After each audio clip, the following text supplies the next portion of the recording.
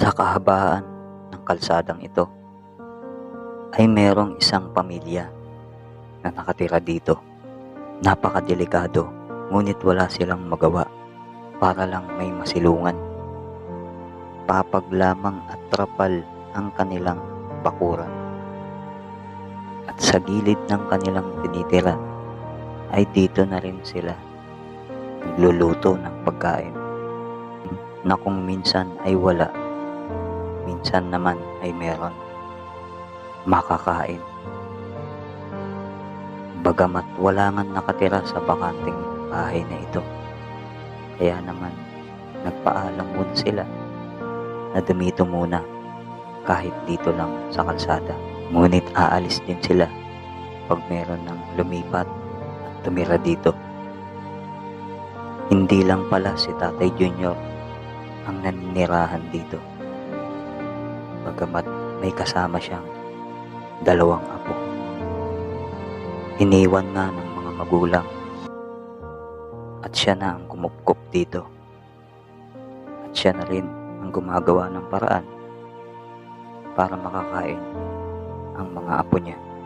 Nakakalungkot man isipin, mga idol, na ang 2 apo niya ay hindi pa nakatungtong kahit elementary. Delikado, lalo na walang takip ang kanilang pagkain. Proteksyon laban sa mga daga. At dito na rin sila naguhugas, mga idol.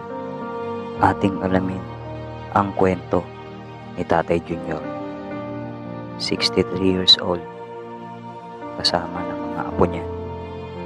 Samahan niyo po ako at ating pakinggan ang kanyang kwento.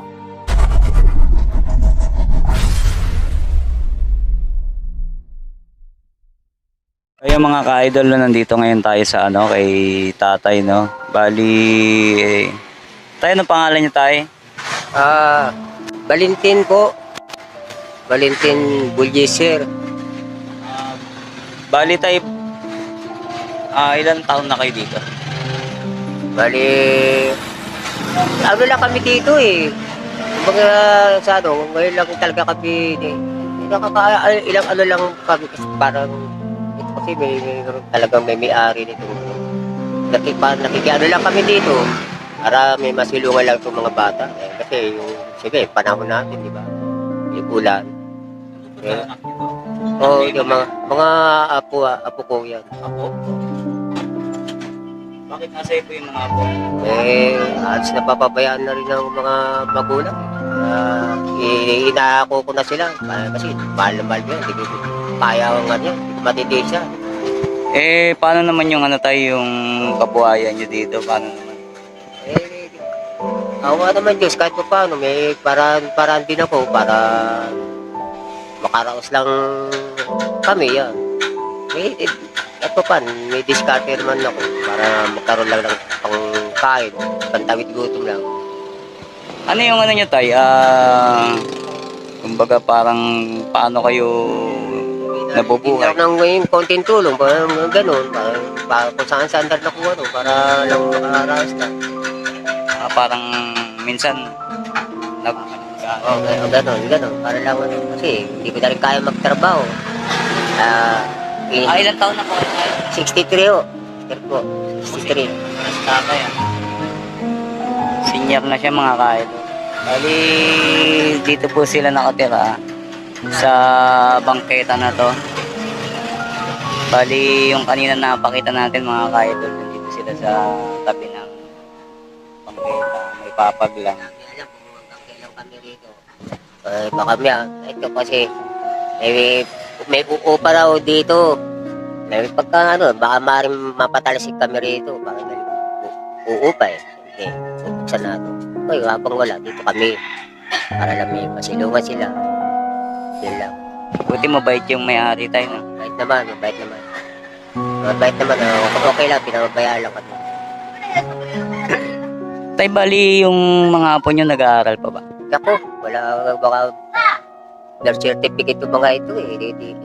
Hindi pa sila kapag-aaral. Kahit grade 1, hindi sila nakapagtapos. Kawawa, naawa ko. Hindi sila nag-aaral. So na hindi na kasi mga birth certificate nila eh, ng nanay eh. Hindi sila nag-aaral. Oo, hindi na pag-aral ng mga ito. Yeah, apat yan. Apat sila. Oo, yung pangalay, halos sa nila rin.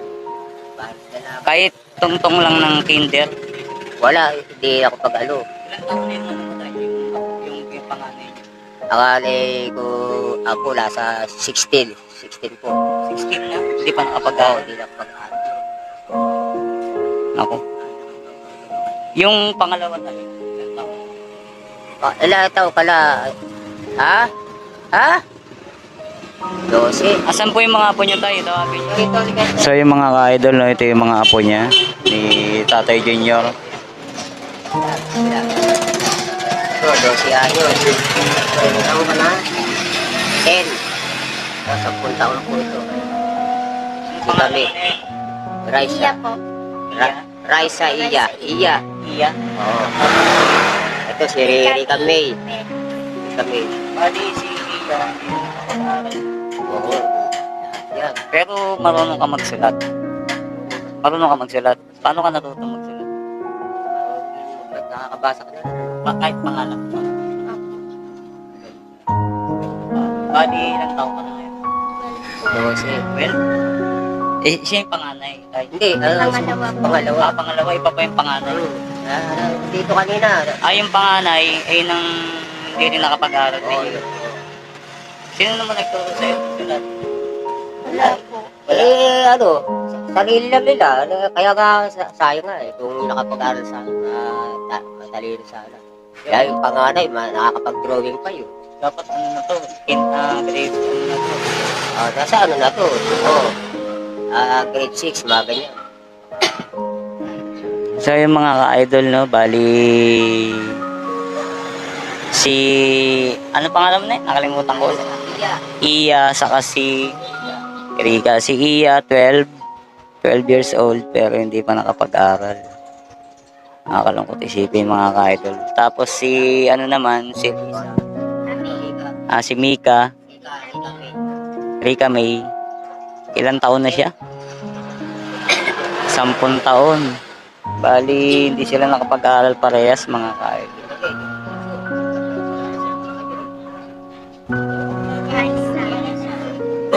Sayang, no? Pero marunong sila magsulat. Kulang lang talaga sa... Kumain na ba kayo ngayon? Tapos sa kanila. Ako pa mga Mamaya saan kayo matutulog? Sa kasya kayo dito?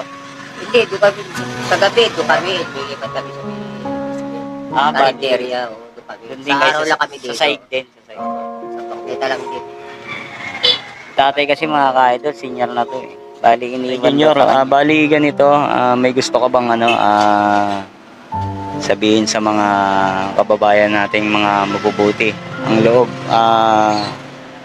Ano ba, yung kung ano yung gusto mong hiling, ganun. Opo. Ang sa akin lang po, sa mga kababayan po, na gusto ko lang po sana na matulungan po kami sa kalagayan po namin ito. At saka, yung gusto ko po yung magkaroon po sila ng masilungan po dahil lalo na ngayon sa panahon ngayon tag-ulan kasi para lang po sila hindi mabasa dahil dito lang po kami sa bangkita. Yung ilan po, gusto ko lang po. Kayo na po ang bala ko. Ilan po. Sa pag-aaral nila, At saka sa pag-aaral po, kung meron man po gusto rin po tumulong sa mga apo ko na kasi hindi po sila nakapag-aral po lang. Sana po, patulungan po ninyo kami para makapag-aral po sila.